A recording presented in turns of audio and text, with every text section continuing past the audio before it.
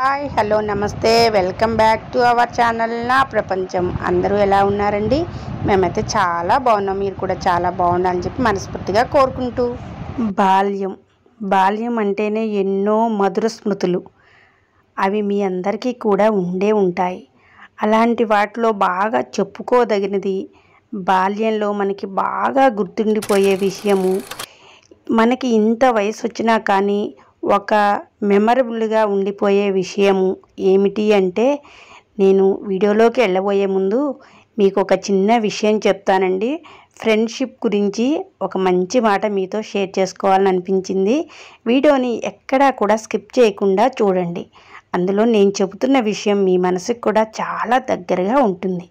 నాకెందుకో ఇలా ఫ్రెండ్షిప్ గురించి ఈరోజు చెప్పాలి అనిపించింది.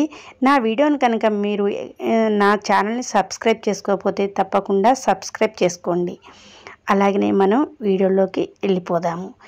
ఇంకా బాల్యంలో గుర్తుండిపోయే విషయం ఏమిటి అంటే ఫ్రెండ్షిప్ అండి.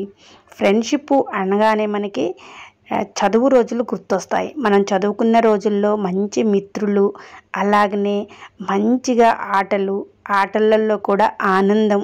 అంత ఆటలు ఏ ఆట ఆడినా కానీ ఆనందం బాగా ఉంటుందన్నమాట. అలాంటి మిత్రుల్ని మనం బాగా మనం చిన్ననాటి స్నేహితుల్ని ఎప్పుడూ కూడా గుర్తుండిపోయేలా మనం గుర్తుంచుకుంటాము. అది ఎందుకు అంటే అది ఆ అనుభూతులు వేరన్నమాట. అంత ఆనందాన్ని మనం పొందుతాం కాబట్టే చిన్నప్పటి డేస్ అన్నీ కూడా అందరికీ కూడా చాలా ఇంపార్టెంట్ డేస్ అని నేనైతే చెప్తాను. అలానే చిన్నప్పుడు మనం చదువుకున్న రోజుల్లో ఫ్రెండ్స్ ఎలాగుంటారంటే కల్మషం లేకుండా ఉంటారు. అలాగనే కులాలకు అతీతంగా ఉంటారు. ఇవన్నీ మంచి మాటలు అన్నమాట నేను చెప్పేవి. ఎందుకు అంటే ఇప్పుడన్నా ఇంకా చదువుకున్న పిల్లలు ఈ కాలేజీలు కానీ స్కూల్ డేస్ కానీ కులాలను పట్టి ఉంటాయి. కానీ మనం చదువుకున్న అంటే 40 years బ్యాక్కి వెళ్తే అప్పుడు రోజులు ఎలా ఉన్నాయో ఒక్కసారి, ఏ కులము ఏ మతము అన్నది తెలియకుండా మనం ఫ్రెండ్స్ తోటి స్నేహం చేయటము, మంచిగా చదువుకోవటము, మంచి అలవాట్లను స్వీకరించటము, అలాగనే 10 మందితో కలిసి ఆటలు ఆడుకోవడము, ఆ ఆనందాలే వేరు. అవన్నీ ఇప్పుడు లేవండి, చాలా మిస్ అయిపోతూ ఉన్నాము. ఇప్పుడున్న టెక్నాలజీలో ఆటలు వచ్చాయి కానీ ఒక్క ఆట కూడా ఇద్దరు కూర్చొని ఆడుకునే ఆటలు లేవు, ఫ్రెండ్స్తో కూర్చునే ఆటలే లేవనైతే చెప్పుకోవాలి. లోలీగా ఫీల్ అవుతూ ఆడుకుంటూ ఉన్నారు పిల్లలు. అందరూ కూడా కంప్యూటర్ల ముందు ఫోన్ల ముందు కూర్చునే ఆటలు తప్ప ఆనందాన్ని పొందే ఆటలు అయితే లేవనే చెప్పుకోవాలి.